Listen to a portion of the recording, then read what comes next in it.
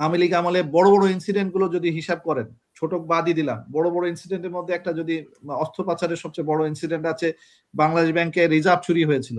সেই রিজার্ভ চুরির সাথে কারা কারা জড়িত ছিল? ইন্ডিয়ান একদম সরাসরি দুজন ব্যক্তি বাংলাদেশ ব্যাংকে চাকরি করে, এবং সেই সময়কার যিনি বাংলাদেশ ব্যাংকের গভর্নর, তিনি তাদেরকে এমপ্লয়মেন্ট দিয়েছেন এবং তারা এটার সাথে জড়িত। এইগুলো তো মানুষের কাছে এখন আর অজানা নাই, এগুলো তো পরিষ্কার, এবং ওইগুলো তো বিচার হবে। ওইটার সাথে তাহলে কারা কারা জড়িত ছিল? তারপরে তো আসবে হচ্ছে যে চুপ্পু সাহেবের সবচেয়ে বড় ব্যাংক কেলেঙ্কারির মধ্যে হচ্ছে ইসলামী ব্যাংকের টাকা সরানো এসালামের মাধ্যমে। সেই এসালামের টাকা যে নিছে এটার তো প্রমাণপত্র আছে। বাংলাদেশ থেকে এই টাকাটা বেরোয় গেছে, এসালামের ভুয়া এলসি দেখায়, ব্যাংকের লোন দেখায় যে টাকাগুলো নিয়ে গেছে, এবং নিয়ে যাওয়ার পরে এসালামের মালিক যে দ্বৈত সিটিজেনশিপ নিয়ে বাংলাদেশের সিটিজেনশিপকে সে বাদ দিয়ে দিয়েছেন যাতে তার বিচার না করা যায়। এগুলো অল মেকানিজমস আর পাবলিক নাও, এটা নিয়ে নতুন করে আলোচনা করার কিছু নাই। তাহলে এই চুপ্পুর যে বিচার হবে এটা নিয়ে মানুষের বিন্দুমাত্র কোনো সন্দেহ নাই। তাহলে এই চুপ্পুর যে বিচার হবে এটার সময়টা ঘনায় আসছে। আমি সেটাই আপনাকে বলতে চাচ্ছিলাম, কেন এখন ইনকাম মঞ্চে অ্যাটাক হলো? কারণ এইটা অ্যাটাকটা হওয়ার কথাই ছিল, যেটা আমরা গত আলোচনায় আমি আপনাকে বলেছিলাম যে 13-12 তারিখের আগ পর্যন্ত অনেকগুলো ঘটনা আছে। তার মধ্যে দেখবেন যে কোনো একটা সময় এই সকল যারা এখনো রয়ে গেছে দেশে এবং যারা এখনো পালায় নাই, যাদের পালানোর কথা ছিল, এই সেনাবাহিনী প্রধানত পালানোর কথা, যেহেতু উনি যে পরিমাণ অপরাধের সাথে জড়িত, কথা বললে আমি খুব সুন্দরভাবে আমার জীবনযাপন করতে পারতাম বাংলাদেশে। আমার মতো ভালো অবস্থায় কেউ থাকতো না, কারণ আমার যে পরিমাণ এঙ্গেজমেন্ট ছিল, আমি আইটি ফিল্ডে কাজ করেছি, আমি পাওয়ার সেক্টরে কাজ করেছি, সবচেয়ে বড় বড় জায়গায় কাজ করেছি। তাহলে আমি সেই সব জায়গায়, আমি আর্মির ব্যাকগ্রাউন্ড বাদই দিলাম, আমার যদি ব্যক্তিগতভাবে কনসালটেন্সি আমার ক্যারিয়ার লাইফই বলি, তাতে আমি আমার শেখ হাসিনার আমলে 1000 কোটি টাকার মালিক হওয়ার কোনো ব্যাপার ছিল না। আমি আজকে 6 কোটি টাকার দেনায় ভুগবো না কেন? কারণ আমি পাওয়ার সেক্টর করতে যে সেই পাওয়ার সেক্টর কেন বসুন্ধরার মতো মানে যাই হোক, আমরা যে জায়গাটায় ছিলাম এখন ডক্টর ইউনূসের উদ্দেশ্যটা কি? ডক্টর ইউনূস কি চাচ্ছে সেটা তো অনেক বড় একটা এখন আসেন ডক্টর ইউনূস কি চাচ্ছে। আমি এই কথাটা, মানে আপনার প্রশ্নটা এর আগেও সম্মুখীন হয়েছে। ডক্টর ইউনূসের কাছে আমি তো মনোবিজ্ঞানী না যে ওনার মন পড়ে ফেলতে পারবো, বাট আমি ওনার কর্মকাণ্ড দেখে আলোচনা করি, এত কিছু করতে পারবো না। তো ওনার কর্মকাণ্ড হচ্ছে, উনি একটা জুলাই সনদ করতে পেরেছেন, এবং সেই জুলাই সনদের পরে উনি একটা গণভোট চেয়েছেন, যেটাতে বিএনপি বাধা দিয়েছিল। এটাতে আমি প্রথম ওনাকে বলেছিলাম যে মানে বাধা দেয়াটা তার মানে হচ্ছে রাজনৈতিকভাবে এটাকে অ্যাকসেপ্ট করে না, সেটা হচ্ছে বিএনপি। কিন্তু সেটা যাই হোক, পরবর্তীতে একই দিনে ইলেকশনের দিনে এটা করা হচ্ছে, এবং সেখানে হ্যাঁ না ভোট আছে। সেটা হচ্ছিল আমার সবচেয়ে বড় ইস্যু, যেটাতে উনি এটুকু করতে পেরেছেন। এই জন্য ওনাকে আমি সাধুবাদ জানিয়েছি যে উনি গণভোট করতে পেরেছেন। তো গণভোটের মাধ্যমে যেটা হবে সেটা হচ্ছে সংবিধান পরিবর্তন হবে, যে সংবিধান নিয়ে আমি আগে আপনার এখানে একটা টক শোতে পরিষ্কারভাবে রেফারেন্স সহ বলেছিলাম যে এটা ইন্ডিয়ান একদম মানে গভর্নমেন্টের, মানে ইন্ডিয়া তৈরি করে দেওয়া সংবিধান। ওই সংবিধান নিয়ে আমরা এই 2026 সালে এসে কোন ইলেকশন করতে পারি না। সংবিধান কোন কোরআন শরীফ না যে এটা চেঞ্জ করা যাবে না। সংবিধান হচ্ছে মানুষের ম্যান্ডেট, বাংলাদেশের মানুষ ম্যান্ডেট দিবে, সেটাকে সংবিধান বলে। তো সংবিধান আমার আজকের জন্য যদি দরকার হয়, যে সংবিধানে আমার কোনো কিছু ইনপুট দেওয়া দরকার হয়, যে আমাদের রাষ্ট্র ব্যবস্থা কেমন হবে, অর্থনৈতিক ব্যবস্থা কেমন হবে, পররাষ্ট্র ব্যবস্থা কেমন হবে, অবশ্যই সেই পরিবর্তন আসতে পারে। সবচেয়ে বড় অ্যাচিভমেন্ট যেটা হাদির মাধ্যমে হোক আর এই আন্দোলনের মাধ্যমে হয়েছে, সেটা হচ্ছে আমরা ইন্ডিয়ার হেজিমনির থেকে বের হয়ে আসার একটা রাস্তা খুঁজে পেয়েছি, এবং সেই রাস্তাটা হচ্ছে 12 তারিখের ইলেকশন। এখন আসেন, ইলেকশন যেহেতু আর মাত্র 2-3 দিন পরে, ইলেকশনের নিয়েই আমরা এখন কথা বলতেছি, কারণ ইলেকশনটাই এখন আমাদের কাছে মুখ্য আলোচনার বিষয়। সেই ইলেকশনের মেকানিজমে আমি আপনার আগের আলোচনায় বলেছি যে আমি এখনো সেই ধারাবাহিকতাই বলতেছি, বিএনপি যা যা ভুল করবে তার 100% বেনিফিট যাবে হচ্ছে জামাতের ঘরে, কারণ যেহেতু তার বিরোধী দল জামাতি। আমি জামাতকে প্রশংসা করে বলতেছি না, জামাত অপরচুনিটিস্ট।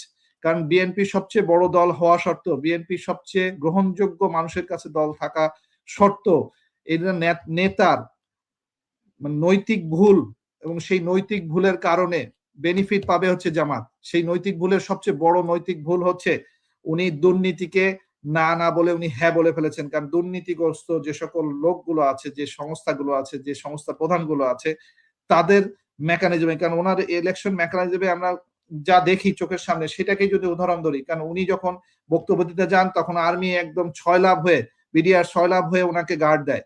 কেন? উনি কে? ওনার পরিচয়টা তো আর্মি তৈরি করে দিচ্ছে।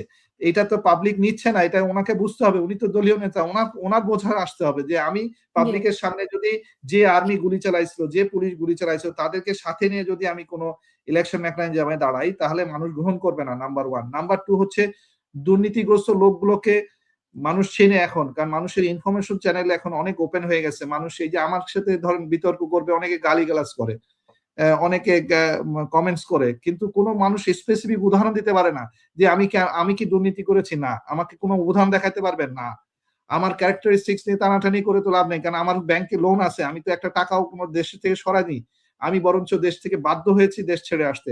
তার মানে হচ্ছে এইসব জায়গায় ট্যাগ দিয়ে আর পারতেছে না।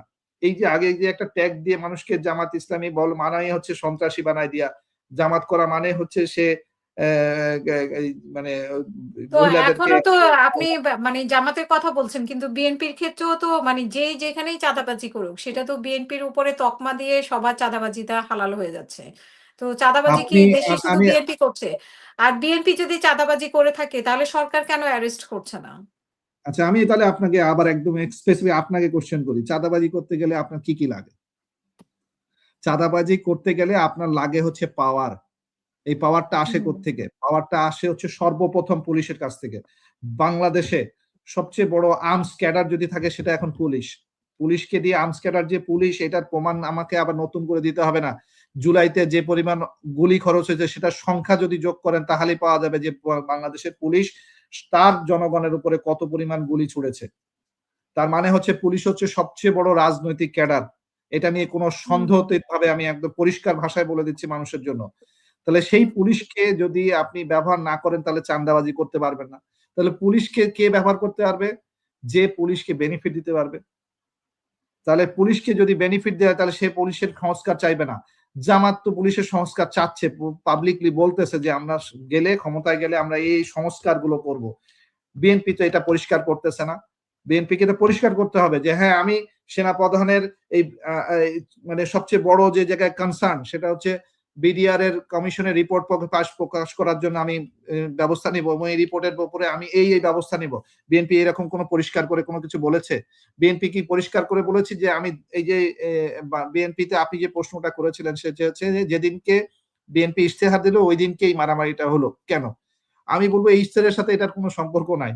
কেন ওনার ইশতেহারে আমি এমন কিছু খুঁজে পাই নাই যেটা স্পেসিফিকলি আমি বলবো যে, আমি যদি বলি আমার কাছে আমি যে আন্দোলন করি সেটার বেনিফিট কোনো কিছু, সংস্কারের জন্য উনি কি করেছেন, উনি কোন কোন এজেন্ডাতে স্পেসিফিক বলেছেন যে আপনি জামাতের ইশতেহারে আপনি কি খুঁজে পেয়েছেন? মানে অবশ্যই জামাত ইসলামকে পরিষ্কার করে বলতেছে যে আমরা এই সংস্কার করব।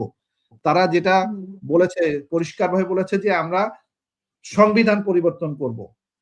উনি সংবিধান পরিবর্তনের মাধ্যমে তো শুরুটা হতে হবে, মানে আপনার যদি আপনার আইনগত বৈধতা না থাকে, সংবিধান তো পরিবর্তন হচ্ছে আপনার জুলাই সনদ অ্যাকসেপ্ট হলে, তো হ্যাঁ হলেই তো এক্স্যাক্টলি অনেক পরিবর্তন হয়ে জুলাই যাচ্ছে। সনদের হা ভোট দিয়েই তো রাজনীতিটা চেঞ্জ হয়ে গেল। তো সেখানে তো হা ভোটের জায়গায় বিএনপি বিএনপিও প্রচারণা সাইন শুরু করলো করেছে। না ভোট। ও অনেক দিক মানুষ যখন দেখলো যে পাবলিক আর নিচ্ছে না, পাবলিক এটার উপরে নেগেটিভ হয়ে গেছে, তখন একটা শেষের দিকে এসে হঠাৎ করে তারেক জিয়া সাহেব স্টেজে বলে বসলেন যে হ্যাঁ, আমরাও হ্যাঁ ভোটের পক্ষে। মনে হতেছে যেন কাটা গলায় বিঁধে গেছে, আমি বাধ্য হইলাম একটুখানি বলতে যে হ্যাঁ, আমি হ্যাঁ ভোট, এরকম। ওনাকে তো এইভাবে চায়নি মানুষ, মানুষ লাউডলি চেয়েছে, পরিষ্কার ভাষায় চেয়েছে কেন হ্যাঁ ভোট। কারণ সবচেয়ে বেশি জুলাই সনদে যদি কেউ এফেক্টেড হন, উনি হবেন সবচেয়ে বেশি এফেক্টেড, কারণ উনি 2 টার্মের বেশি প্রধানমন্ত্রী থাকতে পারবেন না। উনি ওনার দলীয় সংস্কারের মধ্যে কি আনতে হবে, উনি দলীয় প্রধান হলে আবার উনি সরকার প্রধান হতে পারবে না। তার মানে এইগুলো তো ওনার ডিজায়ার। তার মানে উনি সবচেয়ে বেশি এখানে, মানে এই জুলাই উনি সনদের তো বলতেছেন